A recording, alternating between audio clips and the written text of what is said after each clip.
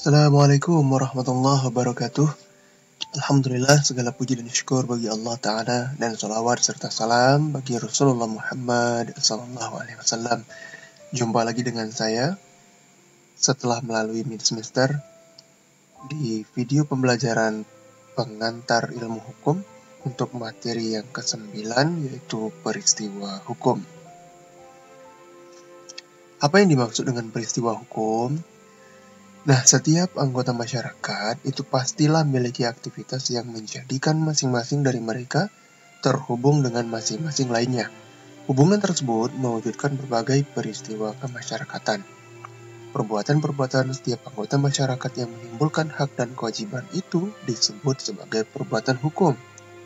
Peristiwa kemasyarakatan yang dimaksud oleh hukum diberikan akibat-akibat hukum.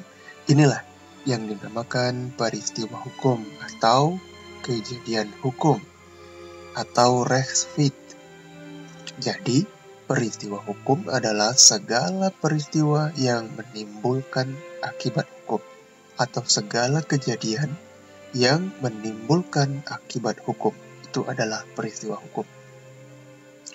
Misalnya, pada suatu ketika seorang pinjam uang kepada orang lain, maka terjadilah suatu peristiwa pinjam-minjam. Dalam dunia hukum ditetapkan suatu kaidah yang menentukan bahwa si peminjam uang berkewajiban mengembalikan yang ia pinjam, dan pemiliknya berhak meminta kembali benda atau uang yang dipinjamkannya. Itu kaidah yang berlaku. Kita masuk ke jenis peristiwa hukum.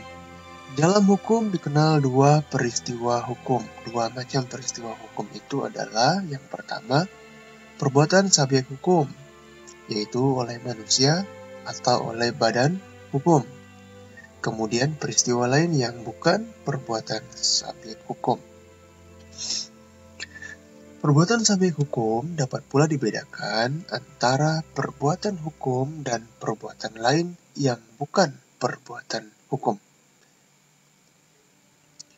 Suatu perbuatan merupakan perbuatan hukum jika perbuatan itu oleh hukum diberi akibat, memiliki akibat hukum, dan akibat itu dikehendaki oleh yang bertindak. Ini menjadi syarat agar suatu perbuatan menjadi perbuatan hukum. Jadi dia harus dikehendaki oleh yang bertindak sehingga memiliki akibat hukum. Apabila akibat suatu perbuatan tidak dikehendaki oleh yang melakukannya atau tidak dikehendaki oleh salah satu dari yang melakukannya, maka perbuatan itu bukanlah suatu perbuatan hukum.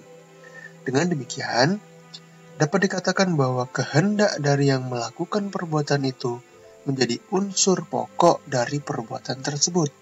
Jadi, suatu perbuatan yang akibatnya tidak dikehendaki oleh yang melakukannya bukanlah suatu perbuatan hukum. Ragam perbuatan hukum dalam masyarakat. Kita masuk ke poin C. Terdapat dua macam perbuatan yang terjadi di dalam masyarakat, yaitu perbuatan hukum yang bersegi satu, N-Zijdik, dan perbuatan hukum yang bersegi dua, Twee-Zijdik. Perbuatan hukum bersegi satu ialah setiap perbuatan yang akibat hukumnya ditimbulkan oleh kehendak dari satu subjek hukum saja. Jadi hanya satu pihak saja yang melakukan perbuatan itu. Misalnya, membuat surat wasiat. Di KUH Perdata diatur di pasal 875. Selain itu, memberikan hibah juga termasuk perbuatan hukum bersegi satu. Kemudian suatu perbuatan hukum disebut bersegi dua, yaitu setiap perbuatan yang akibat hukumnya ditimbulkan oleh kehendak dari dua subjek hukum, dua pihak atau lebih. Tiap perbuatan hukum yang bersegi dua merupakan suatu perjanjian. Dalam pasal 1313 KUH Perdata ditegaskan bahwa perjanjian adalah suatu perbuatan yang menyebabkan seorang atau lebih mengikatkan dirinya pada seorang yang lain atau lebih. Jadi contohnya, perbuatan hukum bersegi dua ini adalah sewa-menyewa, jual-beli, yang melibatkan dua pihak atau lebih, termasuk ke dalam suatu perikatan atau perjanjian.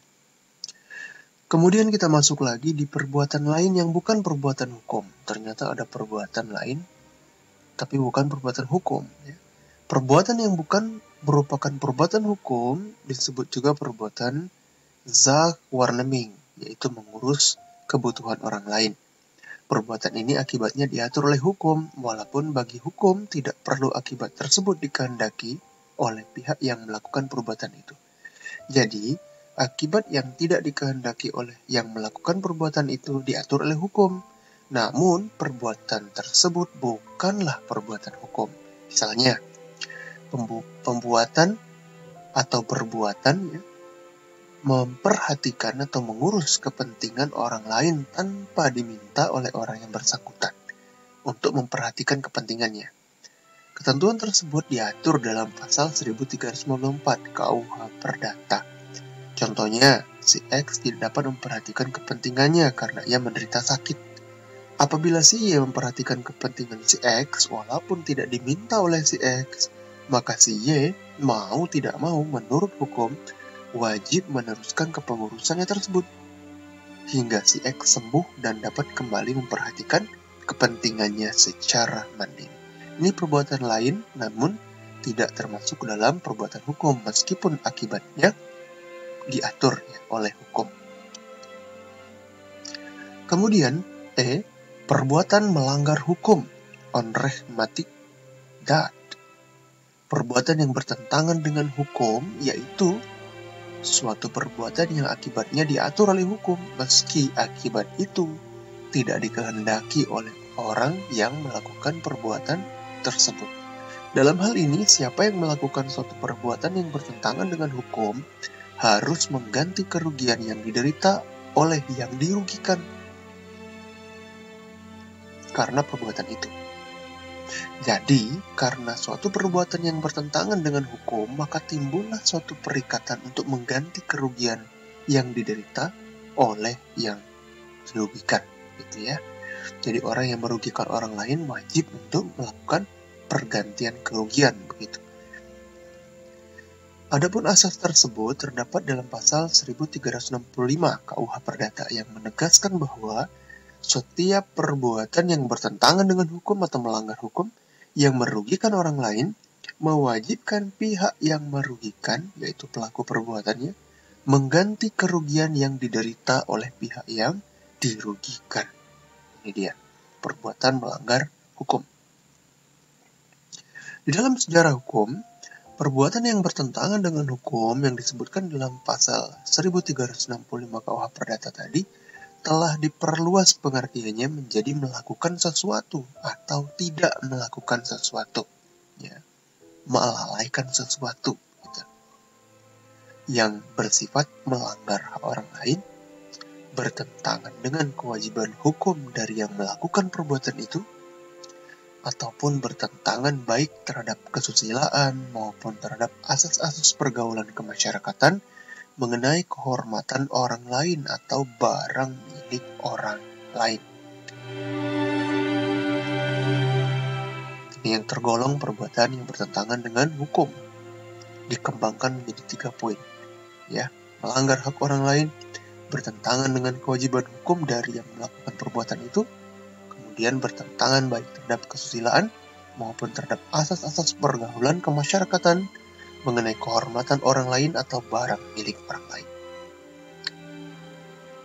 Kita masuk ke peristiwa bukan perbuatan hukum. Ada beberapa peristiwa yang tidak tergolong ke dalam perbuatan hukum.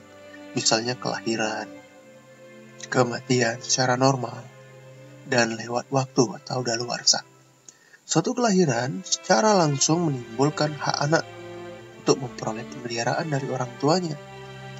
Ini diatur dalam pasal 298 ayat 2 KUH Perdata. Sedangkan kematian diatur dalam pasal 930 KUH Perdata terkait persoalan wasiat, dan pasal 833 KUH Perdata ini berkaitan dengan waris. Adapun lewat waktu, daluarsa atau virgining dibagi menjadi 2. Ada akuisitif, ada ekstinktif. Lewat waktu akuisitif adalah lewat waktu yang mengakibatkan seseorang memperoleh hak kebendaan sehabis masa tertentu dan memenuhi syarat-syarat yang telah ditentukan di dalam undang-undang sebagaimana diatur dalam pasal 584 KUH Perdata. Nah, lewat waktu ekstentif adalah lewat waktu yang mengakibatkan seseorang dapat dibebaskan dari suatu tanggung jawab sehabis masa tertentu dan apabila syarat-syarat yang telah ditentukan undang-undang telah dipenuhinya. Misalnya Haftung, ya, ini dari bahasa Jerman, Haftung, ini contohnya. Nah, ini peta pikiran pertemuan yang ke-9. Perbuatan subjek hukum, kemudian ada juga peristiwa yang bukan subjek hukum, ya. Perbuatan manusia atau perbuatan subjek hukum terbagi dua, perbuatan hukum yang akibatnya dikehendaki dan akibat tidak kehendaki, dan perbuatan yang bukan perbuatan hukum. Perbuatan hukum akibatnya yang dikehendaki dan tidak dikehendaki juga terbagi dua, perbuatan hukum yang bersegi satu dan perbuatan hukum yang bersegi dua. Sedangkan perbuatan yang bukan perbuatan hukum juga terbagi dua, perbuatan seperti zakwarneming, seperti mengurusi kebutuhan orang lain tadi ya, tanpa diminta. Kemudian perbuatan yang bertentangan dengan hukum, itu bukan termasuk perbuatan hukum sesungguhnya. Kemudian peristiwa yang bukan subjek hukum, merupakan sebuah kodrat alam, kelahiran, kematian, dan lewat waktu. Ya, ini adalah peta pikiran yang akan membantu kawan-kawan semua untuk memahami materi kajian kita pada video kali ini. Kita tiba di kesimpulan. Kesimpulan di perkuliahan ke-9 atau di video yang ke-9 ini adalah A.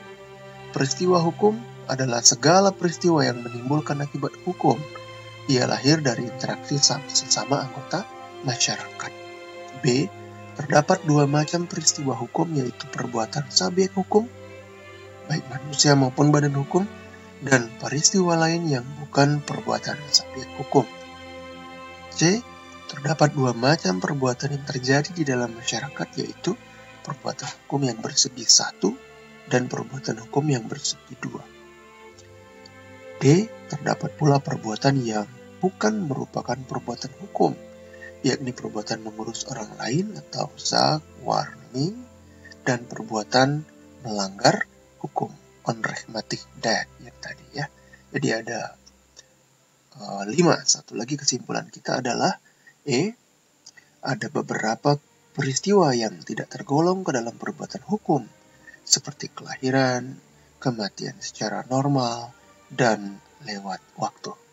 Ini yang kita kaji pada video yang ke-9 pada kesempatan ini.